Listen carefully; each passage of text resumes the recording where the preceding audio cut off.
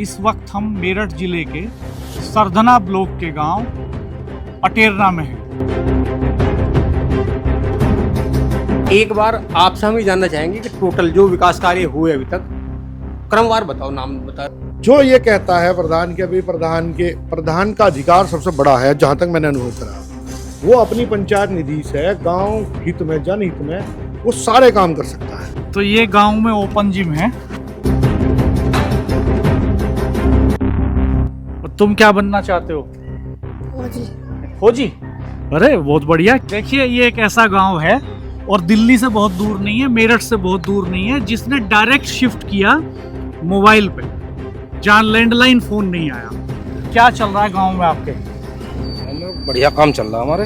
अच्छा, अब देखिए गांवों में भी मकानों का पैटर्न बदल रहा है। नेम प्लेट लगाई है बकायदा, तो उसे अलग कर करके ये फिर बिकता भी है।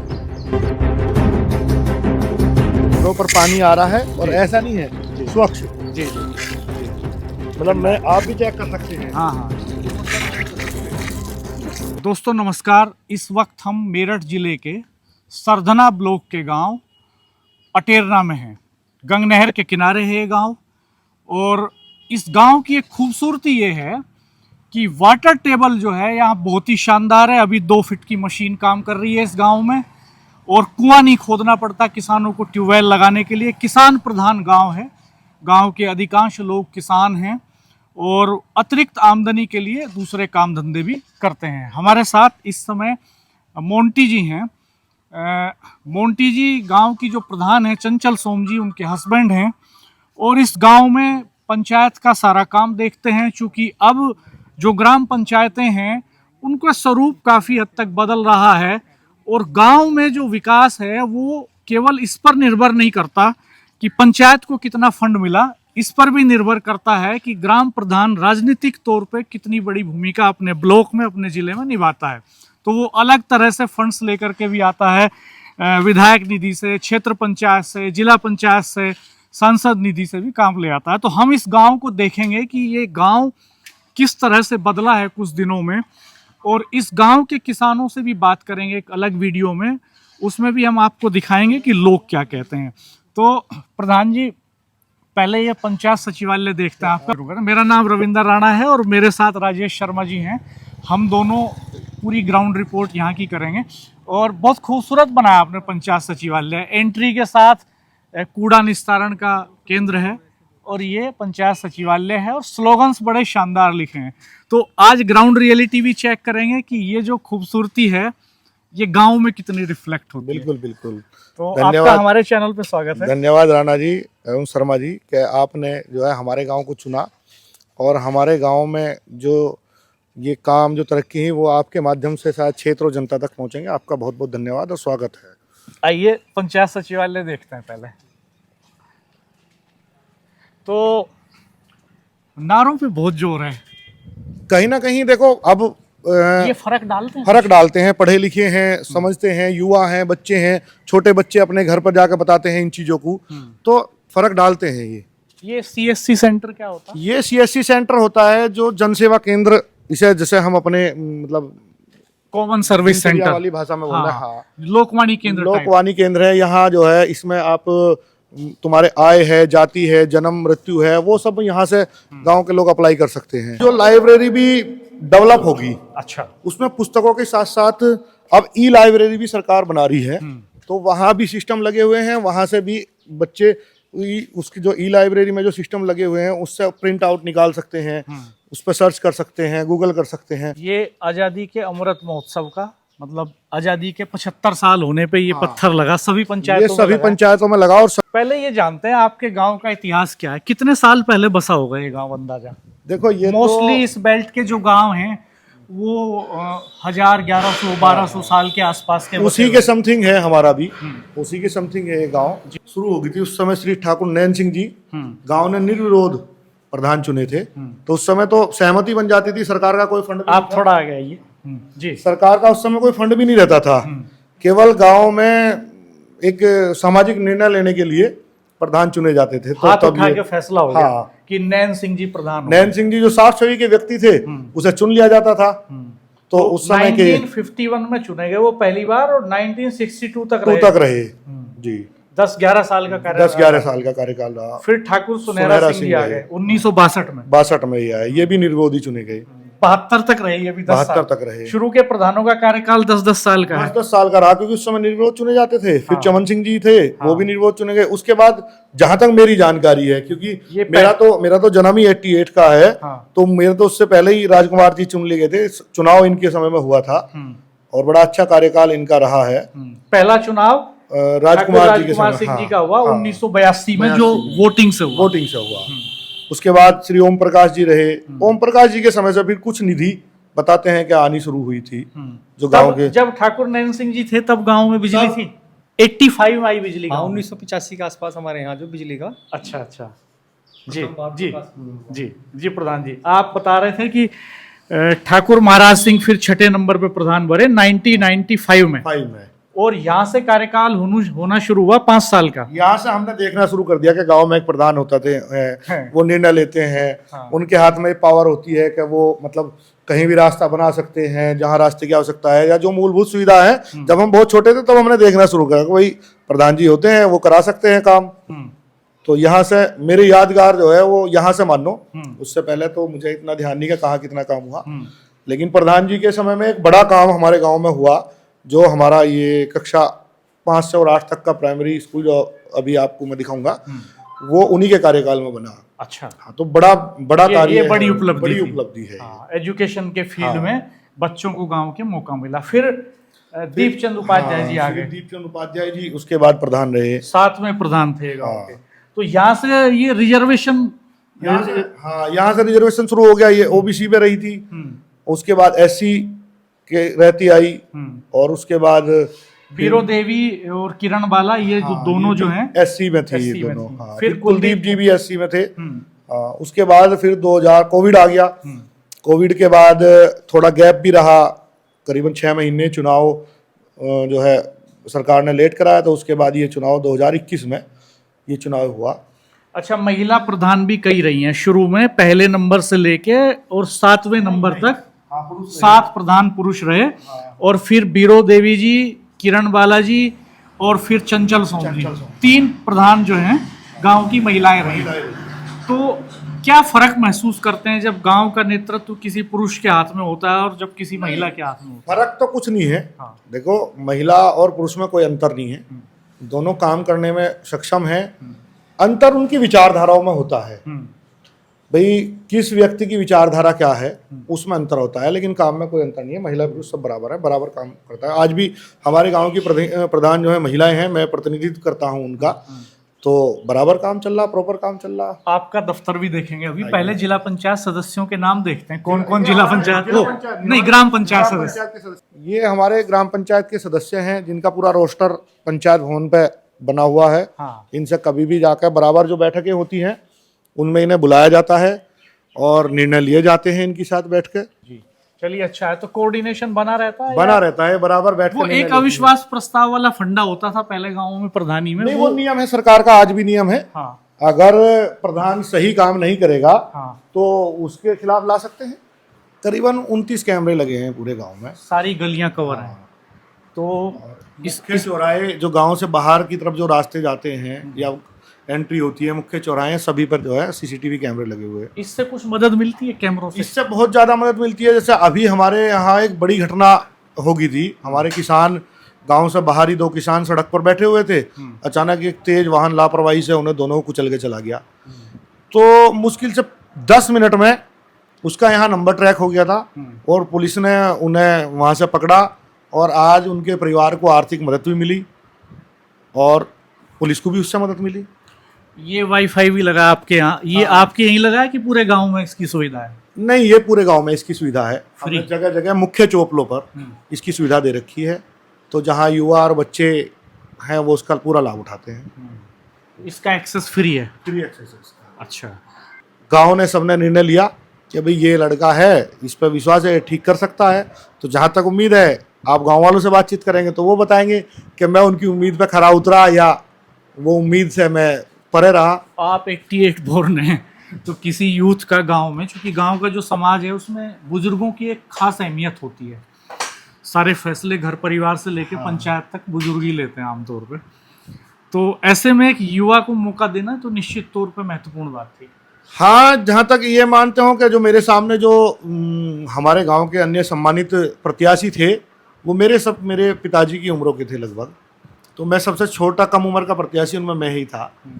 और पहली बार मेरे हिसाब से सबसे ज़्यादा वोटों से अब तक, निर्विरोध होने के बाद, निर्विरोध ही रहे लेकिन अब तक सबसे ज़्यादा वोटों से हम चुनाव जीते। कितना अंतर था? एक बार आपसे हम ये जानना चाहेंगे कि टोटल जो विकास कार्य हुए अभी तक, क्रमवार बताओ, नाम ले लेके कि इतने विकास कार्य आपके द्वारा कराए गए हैं। देखो, हमारे यहाँ मुख्य विकास कार्य हैं। हमने सबसे पहला ध्यान दिया सड़कों पर। रास्ते हमारे यहाँ बहुत ख़राब थे, ईंट के खड़ंजे हमारे यहाँ लगे हुए थे, और अब लगभग 90% रास्ते हमारे यहाँ प्रॉपर सीसी रास्ते हैं। तो सबसे पहला हमारा रास्तों का था।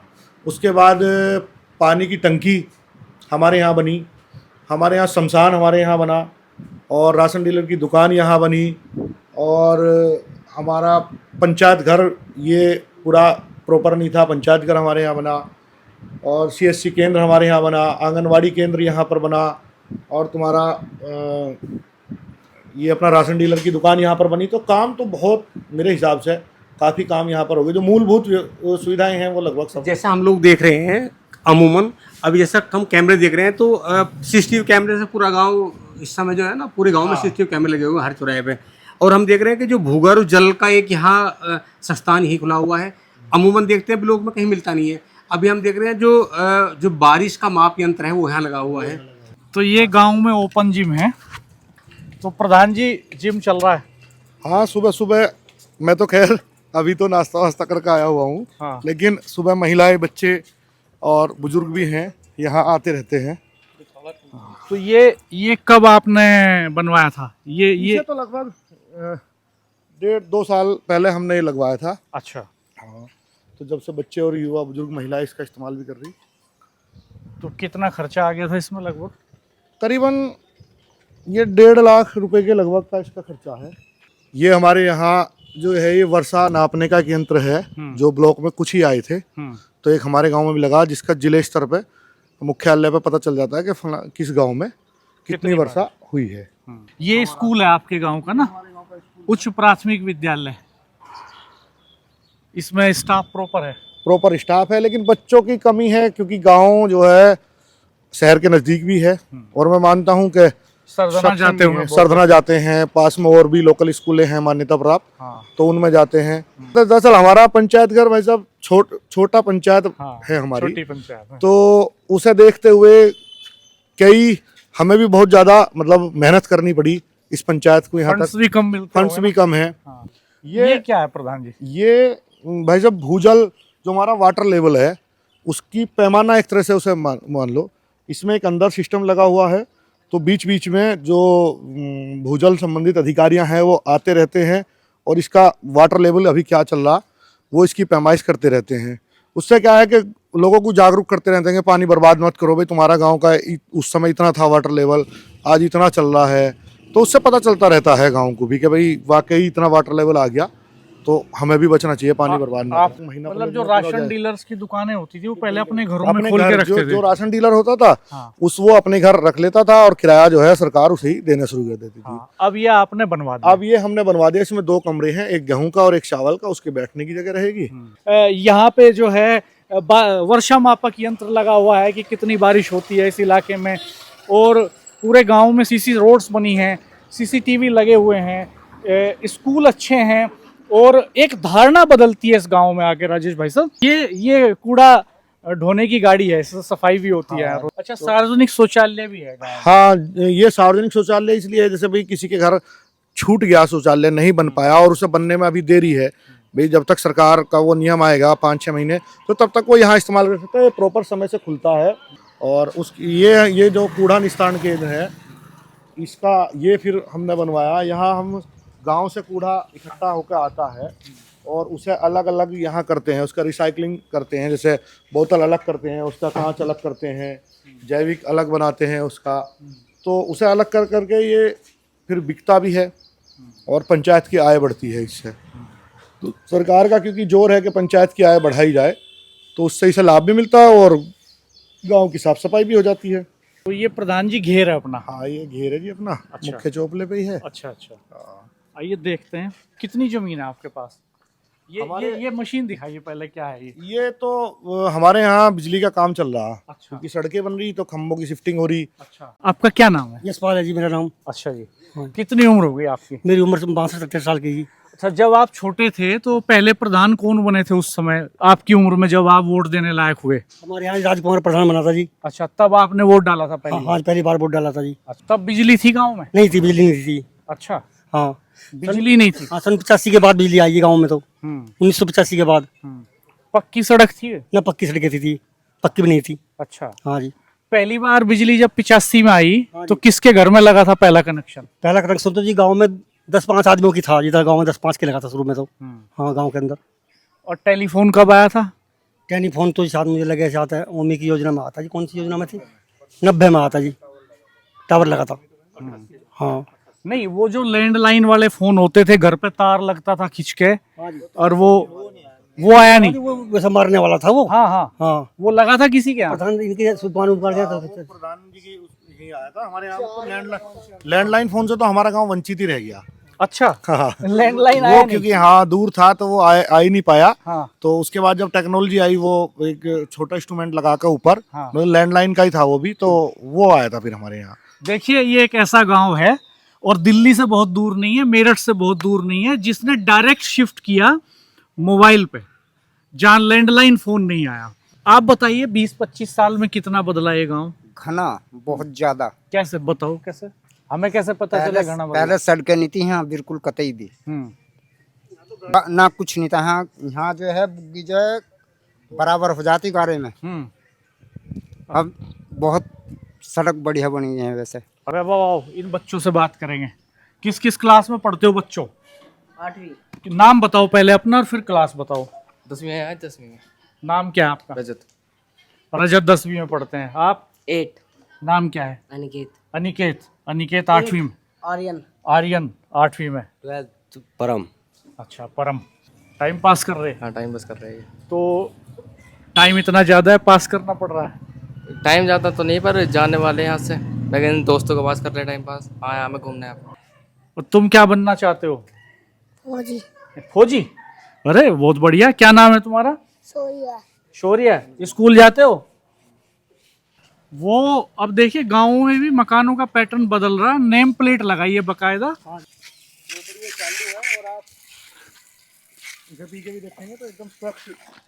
है, जल की आपूर्ति होती है और इसका टाइम रोस्टर है।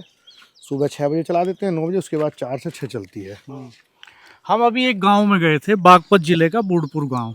हाँ, मैं देख वहाँ रहा था ये आपके यहाँ तो छोटा लगा है रोस्टर, उनके यहाँ ये रोस्टर पूरी जो ट्यूबवेल है उसकी पूरी दीवार पे था और टाइमिंग लिखी हुई थी बकायदा। और 30 साल पहले उस गांव में टंकी बनी, आज तक पानी नहीं गया था। मेरे यहाँ तो इसलिए हमने आपसे कहा कि अपनी टंकी भी दिखाइए आप। मेरे यहाँ चालू है। आप, मैं उनसे कहूंगा भैया से, जी देखिए प्रॉपर पानी आ रहा है और ऐसा नहीं है, स्वच्छ। जी जी जी। मतलब मैं, आप भी चेक कर सकते हैं, हाँ हाँ, गुणवत्ता भी चेक कर सकते हो। बताओ 350 अच्छा पानी है। अच्छा तो ये पानी कब लगी टंकी आपके यहाँ? ये 2 साल इसे लगभग हो गए। तो ये सोलर पैनल पे है सारा। हाँ। लेकिन जैसे मौसम खराब हो जाता है खराब होने का या जनरेटर में ठेकेदार तेल नहीं दे रहे जी। सब पैसे को अपने आप खा रहे हैं ठेकेदार लोग, जनरेटर के लिए तेल नहीं दे रहे। हाँ। हाँ, टंकी। तो ये जो लगाए हैं आप, ये हाँ। ठाकुर साहब, ये इससे क्या होता है? ये अभी कुछ दिनों पहले मतलब इनका कार्य पूरा हुआ, हैंडओवर हुई है। हाँ। तो सरकार, पहले क्या होता था, जो पहले टंकियां चलती थी उनमें बिजली के कनेक्शन होते थे, लेकिन ग्राम पंचायत, क्योंकि गांव से वो इतना धन इकट्ठा नहीं हो पाता था, तो ग्राम पंचायत द्वारा उसका बिल जमा नहीं हो पाता, जिससे कनेक्शन कट जाते तो पानी की आपूर्ति हो नहीं पाती। इसलिए सोलर वाले पे तो चले इसलिए सोलर पैनल है। अब इसका क्या है कि हम एक इसकी बिल बुक छपवाएंगे, उससे पर घर जो उसका एक मतलब मानक तय कर देंगे। ग्राम पंचायत बैठ के एक उसका तय करेगी कि भाई लगभग कितना मिनिमम चार्ज इसका होना चाहिए। तो वो तय करके उसका अभी तो जो है, फ्री सप्लाई अभी तो फ्री चल रहा है ऐसे ही, वो एक तय हो जाएगा, उनका रसीद कट जाएगा, उसी से जो पैसे की इसकी आमदनी होगी उससे कनेक्शन चलेगा। उससे फिर जनरेटर का इसका जो तेल है वो Maintenance। डल के मेंटेनेंस है, वो सब उसी से चलेगा। ये राणा जी शमशान है हमारे यहाँ, और ये 24,36,000 रुपये सरकार इसके लिए देती है, अलग से फंड ही है, अतिरिक्त आता है। मेरे ख्याल से एक वर्ष में ज़िले में 4-5 के करीब ही आते हैं। तो मतलब चुनिंदा ग्राम पंचायतों को मिलते हैं 24,36,000 रुपये GST सहित इसका फंड होता है। तो उसी के तहत ये हमारे गांव को मिला था, हम सब लोगों के प्रयास से उसका निर्माण अब बन के पूरा हो गया। यहाँ बड़ी दिक्कत भी थी पहले, मतलब अंतिम संस्कार की मौसम, बरसात में, इन चीज़ों में बैठने की परेशानियाँ थी और दाह संस्कार करने के लिए परेशानियाँ थी। तो उस सब को देखते हुए हमने प्रयास करा, कई साल लगातार ज़िले पे हमने इसके लिए प्रयास करा और फिर ये हमारे गांव के लिए मिला और आज तुम सब लोगों के सामने हैं। और जो ये कहता है प्रधान के, भाई प्रधान का अधिकार सबसे बड़ा है, जहाँ तक मैंने अनुभव करा, वो अपनी पंचायत निधि से गांव हित में, जनहित में वो सारे काम कर सकता है। वो गलत बात है कि वो ये नहीं कर सकता, वो सब काम कर सकता है, हर चीज़ संभव है। उसके अकाउंट में फंड होना चाहिए, उसकी कार्य करने की क्षमता होनी चाहिए। तो लगभग आप ये लगा लो कि हमारे यहाँ लगभग 60 लाख रुपए तुम उसका मान लो जो हमें मिला, और आप ऑन रिकॉर्ड मेरे यहाँ पता कर सकते हैं। मैं आपको बैठ के एक एक चीज़ नोट करा सकता हूँ। करीबन 15 से 16 करोड़ रुपए का काम हमने अपनी ग्राम पंचायत में करा दिया। तो ये आपने अटेरना गांव की कहानी आज देखी। पंचायत चुनाव आने वाले समय में होने हैं, सरगर्मियां शुरू हो चुकी हैं। उससे पहले हम कुछ गांवों की ग्राउंड रिपोर्ट्स कर रहे हैं और हमारे चैनल्स पर आप हाल में कई गांवों की ग्राउंड रिपोर्ट्स, अलग अलग कलर्स हम गांव की लाइफ के दिखाते हैं। शेखपुरा एक गांव हमने आपको दिखाया खतौली के पास का, जहां प्रदूषण की एक कहानी थी अपनी। बागपत जिले का बुढ़पुर गांव हमने दिखाया, जहां प्रदूषण से कराह रहा था जो गांव, जहां की कहानी अपने आप में बड़ी दर्दनाक थी। और एक ऐसा गांव आज हम आपको दिखा रहे हैं जहां काफ़ी सुखद स्थिति है, चूँकि वाटर लेवल बहुत अच्छा है, कोई एनवायरमेंटल पोल्यूशन नहीं है, कोई आसपास ऐसी फैक्ट्री नहीं है जो इस गांव को पोल्यूट कर रही हो, राजेश भाई साहब। और डेवलपमेंट के काम भी काफ़ी हद तक, काफ़ी प्रोग्रेसिव वे में यहाँ पर चल रहे हैं। तो इसके पहले हमने नंगला गोसाई गांव आपको इसी तरह के मॉडल का दिखाया था। किरठल एक गांव, किरठल की कहानी भी हम पहले कवर कर चुके हैं। तो जी राजेश भाई साहब, आपका एक कंक्लूडिंग कमेंट मैं चाहूँगा इस पर। हाँ डॉक्टर साहब, जहाँ हम हैं हमें लगता है कि अगर एक्टिवनेस है और पढ़े लिखे हैं और जिन्हें समझ है तमाम योजनाओं की, वो बहुत बेहतर काम कर सकते हैं। आज जैसा हम लोगों ने जाना, यहाँ देखा कि यहाँ की सड़कें, पानी की टंकी, अभी हम शमशान घाट पे हैं, आपने तमाम यहाँ पे सब काम दिखाए। तो हमें लगता है कि जिसके मन में ये है कि हाँ मैं कुछ कर सकता हूँ, वो जागरूक है, एक्टिव है, तो बहुत कुछ कर सकता है। चूँकि सिर्फ इच्छा शक्ति की बात है बस। हाँ, दरअसल जो एक ये भी कहावत वो है, कोशिश की भाई पढ़े लिखे लोग चुने जाएं, न्यूनतम योग्यता प्रधानों के चुनाव की वो हाई स्कूल या इंटरमीडिएट निर्धारित की जाए। देश के कुछ हिस्सों में ऐसा प्रावधान है भी, ये बात उठती भी है बीच बीच में। तो अगर ये होता है तो ये एक बेहतर स्थिति होगी। हालांकि डेवलपमेंट को लेकर के कई तरह के पक्ष सामने आए यहाँ पर, लेकिन वो पंचायत स्तर पर उनका समाधान संभव नहीं है। उनका समाधान राजनीतिक स्तर पर, प्रशासनिक स्तर पर ही संभव है। एक बड़ी समस्या ये उभर के सामने आई कि इस गांव से ट्रांसपोर्टेशन की फैसिलिटी नहीं है। आसपास के कस्बों के लिए और शहरों के लिए कोई पब्लिक ट्रांसपोर्ट नहीं है। लोगों को अपने व्हीकल्स पर ही निर्भर रहना पड़ता है। जो सबसे मेन समस्या है वो है लोग अपने साधन से आना जाना करते हैं, लेकिन सामाजिक साधन नहीं है जो इससे सबके लिए। सरदना कितना है यहाँ से? सरदना पड़ता है 6 किलोमीटर यहाँ से। सकोती 7 किलोमीटर है। दोराला 9 किलोमीटर है। मेरठ 25 किलोमीटर। कहीं के लिए कोई पब्लिक ना यहाँ से नहीं है जी, हमारे गाँव। हमारे चैनल को देखते रहिएगा, सब्सक्राइब कीजिएगा, बेल आइकन प्रेस कर दीजिएगा, नोटिफिकेशंस ऑन कर दीजिएगा, वीडियो को मित्रों के साथ शेयर कीजिएगा। हम वेस्टर्न यूपी के गांवों के कुछ और ऐसे ही किस्से कहानियां लेकर के आएंगे। कुछ ऐसे गांव दिखाएंगे आपको जिनकी पीड़ा, जिनका दर्द देखना सुनना बड़ा मुश्किल है।